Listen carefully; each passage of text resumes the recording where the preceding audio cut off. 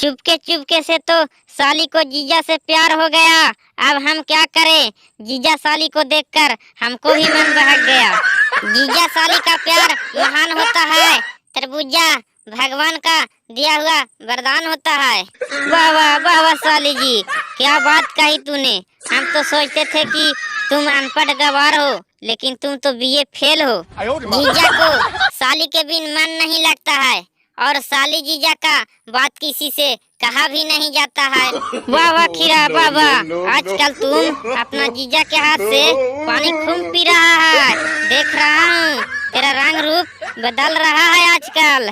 तरबूजा मैं मुस्कुराती हूँ और मुस्कुराते रहूंगी। तेरा दिल पे मैं अपना बिजली गिराते रहूंगी। साली जी के गाल तो वफादार होती है और कमर लचकदार होती है। मेरे दिल के धड़कन में साली जी आ गई है, इसीलिए तो कहता हूँ कि धीरे धीरे चलो।